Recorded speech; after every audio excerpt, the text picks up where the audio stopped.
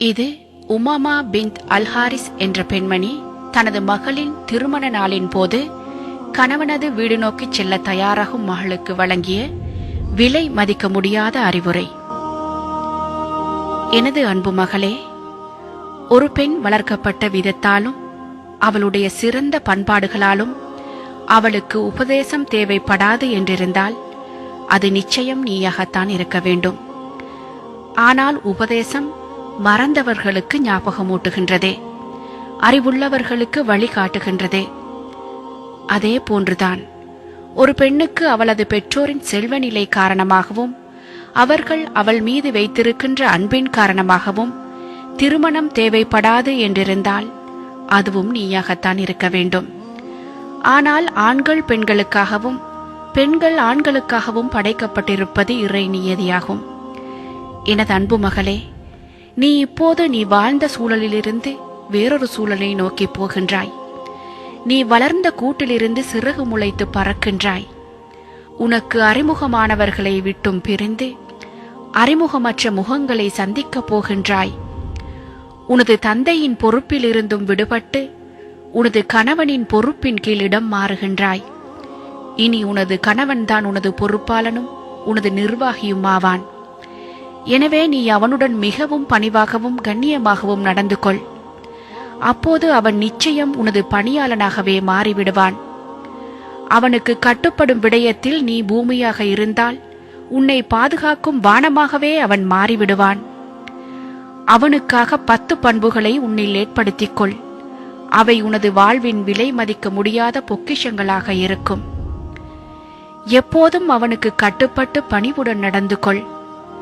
அவனது பேச்சுக்கு எப்போதும் நல்ல முறையில் செவி தாழ்த்தி மிக நல்ல முறையில் கட்டுப்படு.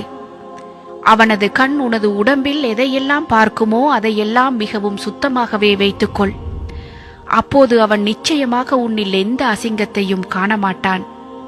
அவன் உனது உடம்பில் உடையில் எதையெல்லாம் நுகருவானோ அவற்றையும் மிகவும் சுத்தமாக வைத்துக்கொள். அவன் உன்னில் நறுமணத்தை தவிர வேறு எந்த வாசத்தையும் நுகராமல் இருக்கட்டும். அவனுடைய சாப்பாட்டு நேரத்தில் மிகவும் கரிசனையோடு இரு. ஏனெனில் பசியின் தாக்கம் பயங்கர கோபத்தை உண்டு பண்ணக்கூடியது. அவனுடைய தூக்கம் உன்னால் கலையாமல் இருக்கட்டும். ஏனென்றால் தூக்கத்துக்கு ஏற்படும் இடைஞ்சல்கள் எரிச்சலாகத்தான் வெளிப்படும்.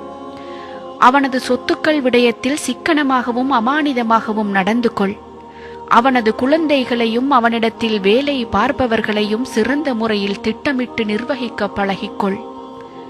அவனது வேண்டுதல்கள் எதனையும் மறுக்காதே.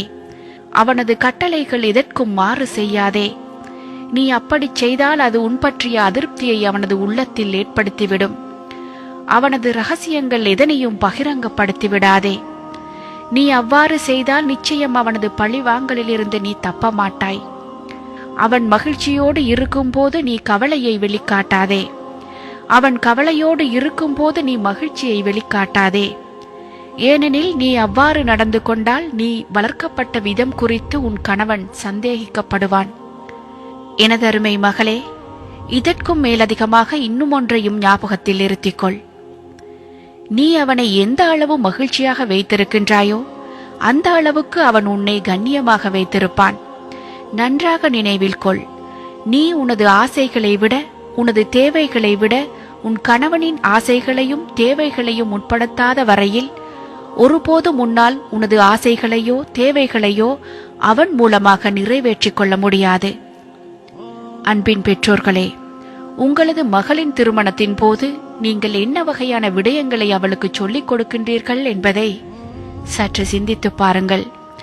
நீங்கள் அன்றைய தினத்தில் பேசும் வார்த்தைகள் ஒரு நல்ல குடும்பத்துக்கு அத்திவாரமாகவும் அமையலாம், அல்லது உங்களது மகளின் வாழ்க்கைக்கு நீங்களே வைக்கும் ஆப்பாகவும் அமையலாம். தெரிவு உங்கள் கையில்.